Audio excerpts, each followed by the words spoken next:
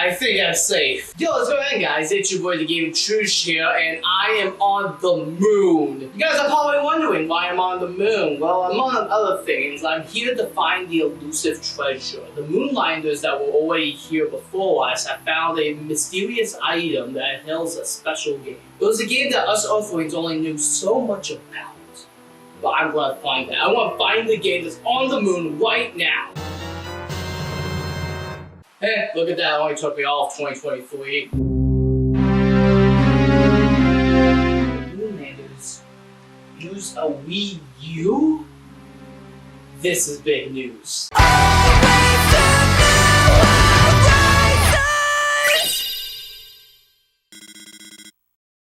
I have two goals today. Find out what's on this Wii U that us Earthlings were not allowed to see, and also get some Chick-fil-A because I'm actually playing hungry. Holy crap, it's Ducktales Remastered. I get this question all the time. What do I think when Disney comes up? Well... Coming soon to own this Disney DVD. Here we go. Lilo and Stitch the series is back. Yeehaw! Okay, I'm sorry that that's a lot, but what if I tell you that this song right here has eluded me for years?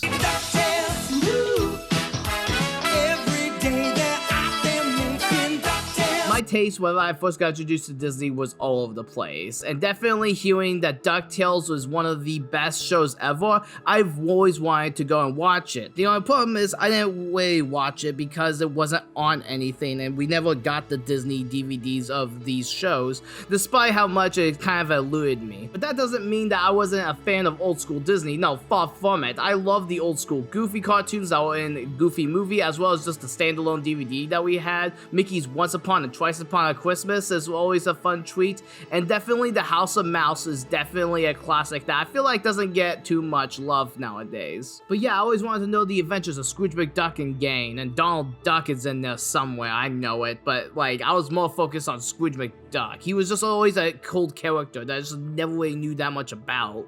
We cut to 2013 with a younger me playing on his Nintendo 3DS when he sees a Nintendo Direct Mini, and yes, all 12-year-olds love Nintendo Direct Minis. As a kid, I really liked a lot of video games that I've played, whether it be old classics or newer games. I legit enjoyed all the video games that I did play. But in this Nintendo Direct, it did show one game I wanted to play but couldn't get my hands on for 11 years. Our friends at Capcom are bringing one of the most cherished 8-bit titles of all time, DuckTales, to Wii U, with DuckTales Remastered. Holy cow, there was a DuckTales video game at some point, and now it's getting remastered with all different types of visuals and the same voice actors from the show? This is unreal. This is crazy to know that this was even a thing. I didn't even know that DuckTales was even a game on the NES. It made me really want to go and find a copy on the NES and play it. And with it being on the Wii U, I knew that at some point I want to get it.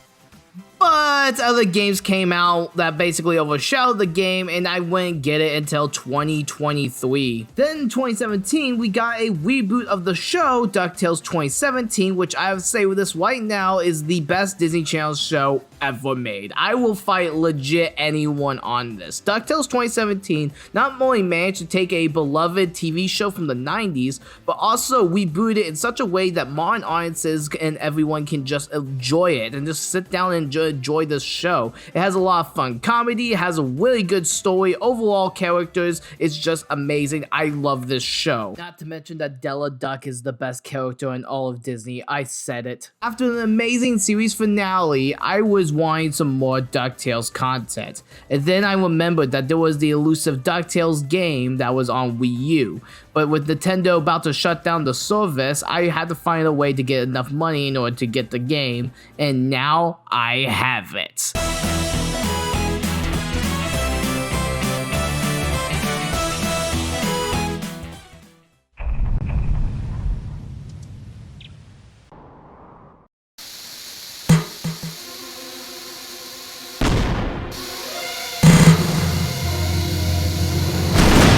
Don't you hate it when that happens? The Money Bin is a pretty good first level. It doesn't really do anything that other tutorial levels don't already do, but it's still a fun level with a kickin' soundtrack. There are two things you probably notice as soon as you start up the game.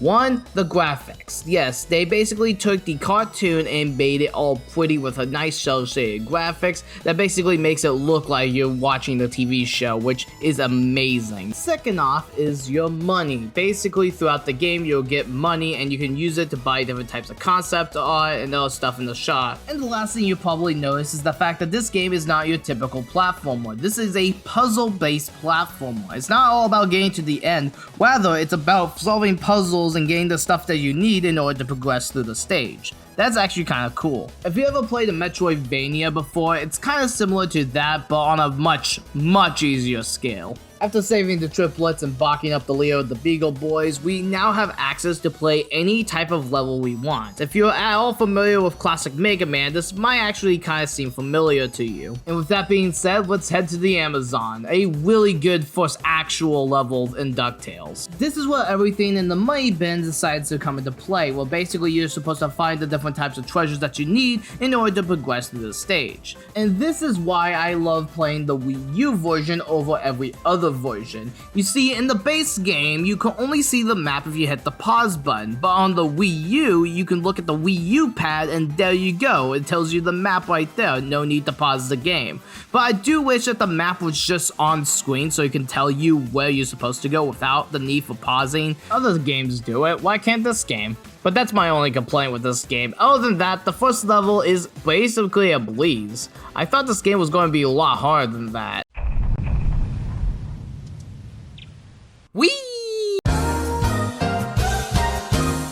Next level is Transylvania, and this level is a little bit tricky. Not in the sense that it's hard per se, but the fact that you're going to be backtracking a lot in this stage. You're going to be seeing the same rooms a good handful of times as you try to save the triplets as well as Webby. Once you find the triplets, you pogo stick on top of them, bam, you beat the level. Oh wait, is that Magica? Don't tell the purists, but I definitely prefer the new design over this one. Magica Needs Bell's boss fight is actually kinda simple when you get down to it. She'll start throwing everything at you at the wall, but if you platform it just right, you should be able to beat it. No problem.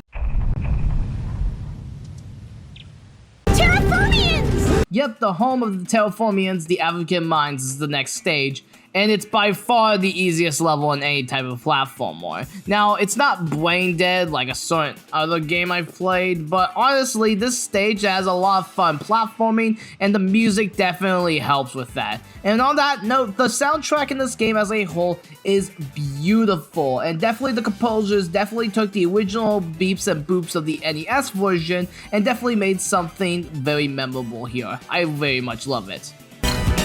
Oh, thank you kindly, dear. Oh, why can't you take up golf like a normal tycoon? No, she didn't! Time to perish. After 3 levels, I thought I was home free. But no. This level starts off deceptively easy. It was basically the same song and dance that we've already done the past 3 levels. But going into the boss fight, this is where crap hits the fan. This boss fight is tough. Toughest doesn't even begin to describe this boss fight. Pain describes this boss fight. This boss fight is going to make you perish from left to right. Every time you try to platform over it or try to figure out the pattern, the controller wants to be like, no, you're not going to win this match and you're going to die. By the point we finally beat this monstrosity... Stop! Please stop! Webby! Be nice, Uncle Scrooge. That poor fuzzy lady didn't mean any harm. I think I just threw up in my mouth.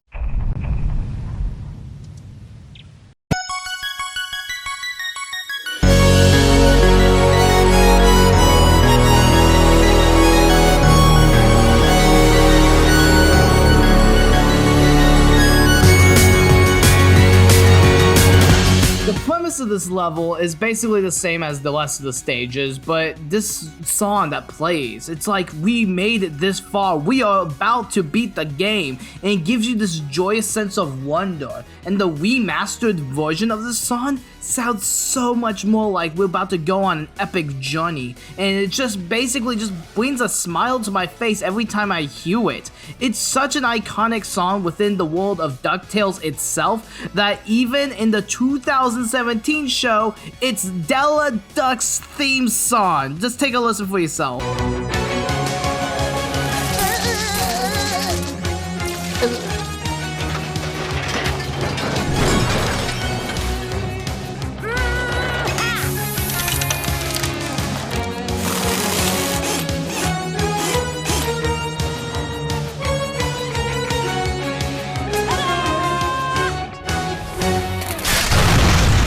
Della Duck is the best.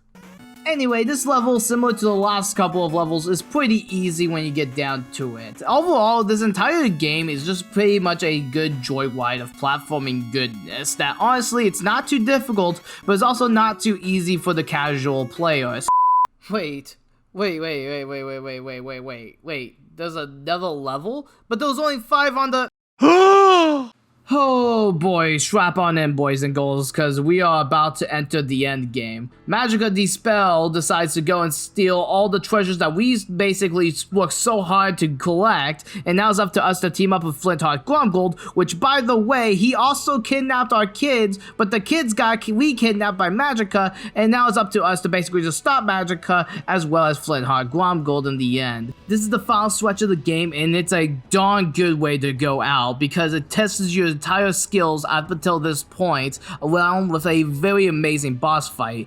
Magica Dispel summons the mascot of Castlevania, but in duck form, and it is amazing. It's a really fun and thought-out boss fight. After the fight, Magica and Glomgold are trying to steal Scrooge's #1 dime, and Scrooge isn't leaving here without it. And this is the hardest platforming challenges ever, making sure you grab onto the chains before they fall, making sure you are doing everything fast. But Scrooge McDuck is definitely not the fastest thing alive, so it definitely makes it a lot more stressful on the player, but as soon as you get it, it's go time, and you escape, and you've just completed DuckTales Remastered.